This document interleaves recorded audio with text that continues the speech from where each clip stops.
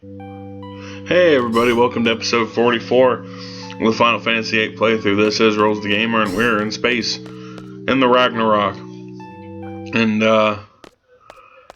count yourselves lucky because I cut this down into 2 episodes. This and the next one is shorter giving, but yeah, it was a long haul and I had some issues with the recording process. I think I've got them squared away now, so no worries, but yeah. Anyway, we have to fight that. A bunch of those, the progenitors. And in the interest of not losing my mind, I decided to speed up that part a little bit because it's just fighting, you know. A little behind the scenes here. Before I split this into episodes 44 and 45 respectively, it was a almost 29 minute episode. And I found a good place to split. It kind of breaks the flow release-wise, but not story-wise, so you've got that. But, yeah, how's everybody doing? I've got my official orientation for my night maintenance job coming up on this Thursday morning here. So tomorrow, as of the release of this video. It's good, you know, to be able to work that instead of another employment agency type of gig. And hopefully that'll be able to last for about maybe 3 months or so, until I can get back on my feet and go back into the public sector. Because I really miss working that job, and I was good at it, and it paid well. Monday through Friday, you know, standard day type dig, so it was really wicked. But that's neither here nor there, as basically the strategy to fight these guys is you have to fight both colors at the same time. So it's like find the 2 greens, find the 2 reds, you know, find the 2 yellows, find the 2 purples, in any order you wish, really. And I just have Squall here ready to do the Renzakuken right away, so it usually ends the fights pretty quickly, because in any playthrough by this point in the game, I have Renault as like woefully underleveled, so don't even worry about her really, and just try to pick up the slack with Squall. And you don't really gain experience up here either. These are all go to AP. I don't know. I don't think you do anyway. Sorry, one of the counter effects of this editing program anyway is that through this speeded up part here, I'm just seeing one still image as I'm recording.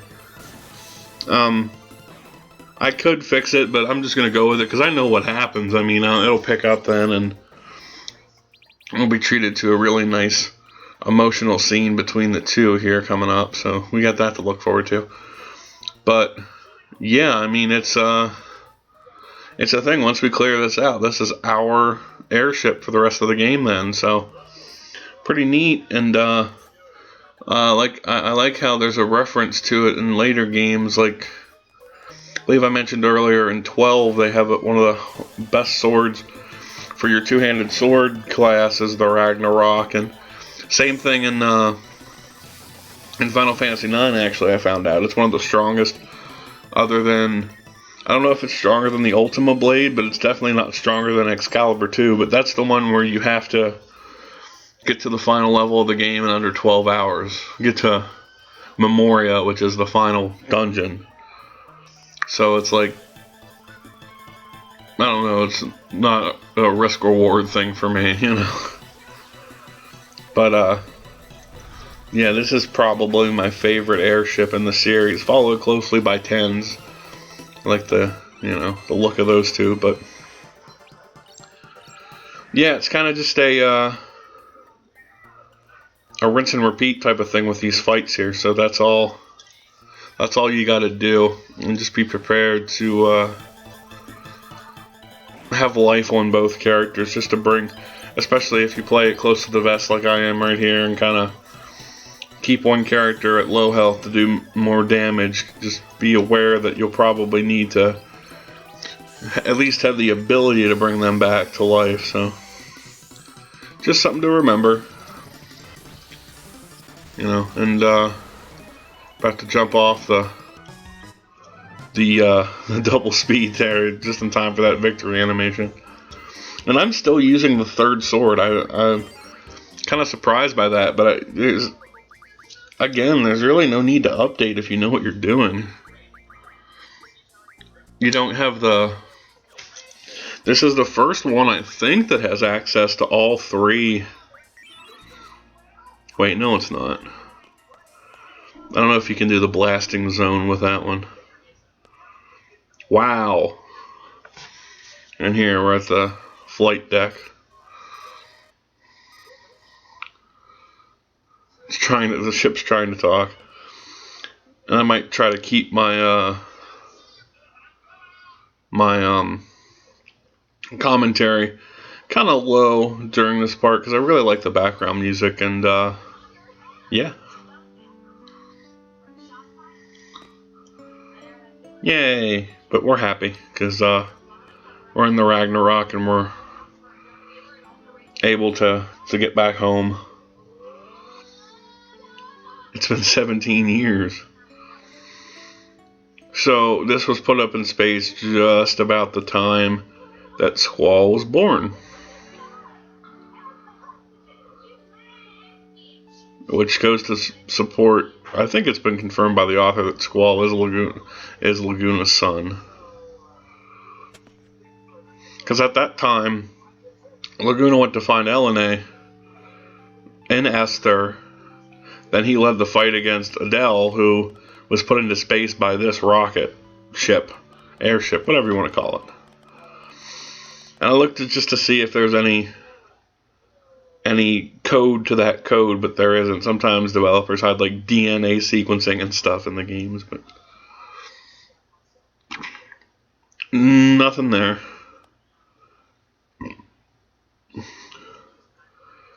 You're home free?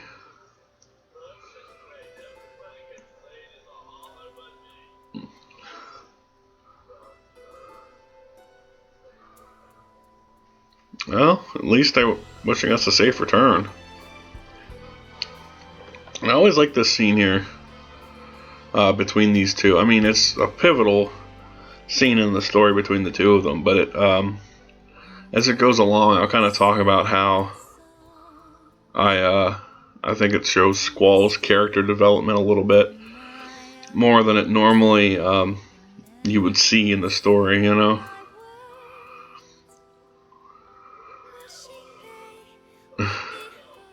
That's not how anti-grav works. You can't just walk in the air. I don't care what anybody says. Hopefully.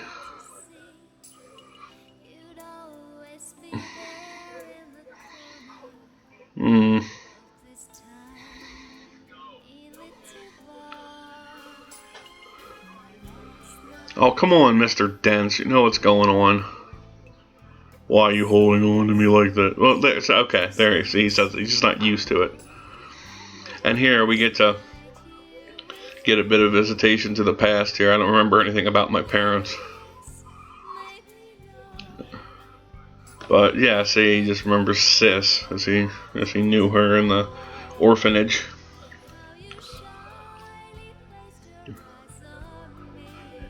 Look, he's being emotionally open with another character, so there's that to see. I mean, before, when he was talking with Renault, it was only when she was passed out and he was carrying her down the bridge to get to Esther, originally talking about how he doesn't like to make connections with people and all that kind of stuff. And then when also earlier in Disc 2, when Renault was a part of the party that I sent to the missile base, he was able to come kind of talk to her a little bit and open up. I always make that choice in later games just for that extra dialogue option.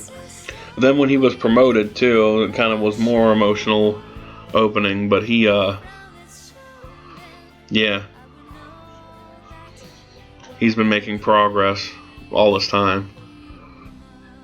Unfortunately, he has someone in Renault that's very emotionally open to communicate with him, so just like that.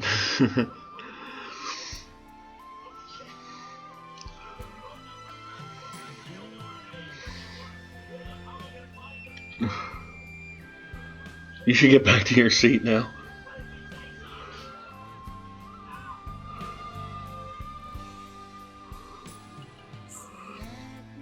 And I really like the song too. I mean, it's not I've heard people say it's like kind of a corny song, and I guess the lyrics are a little bit, but when it's sung by someone who really knows how to sing, like I saw it at Distant Worlds Live, I saw Susan Calloway, who does the theme from 14, and she sings other stuff. I saw her sing it, and it was pretty fascinating. I mean, it was really good, and I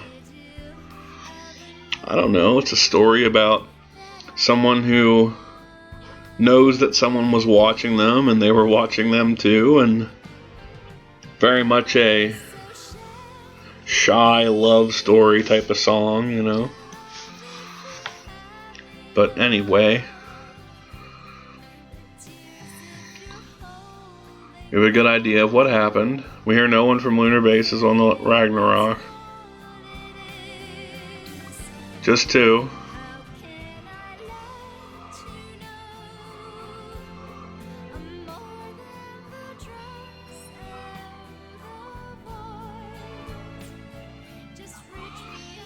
See, now, to them, she's just the sorceress, so she has to kind of deal with that, you know. And we'll see here Squall's his, in my opinion, terrible initial handling of the situation. Noah's having kind of an existential crisis here, and he's doing nothing to console her, because I don't know, maybe he doesn't know how, but it's still aggravating to watch no matter how many times I play it, you know.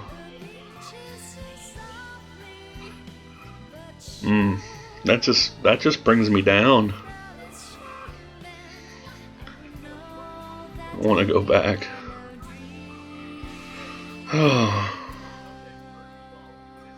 Well, we'll continue and we'll see what happens in the next episode, I guess. But the story shall continue, you know. But until then, this is RowlesTheGamer saying take it easy, and I guess I'll see you next time. Bye-bye.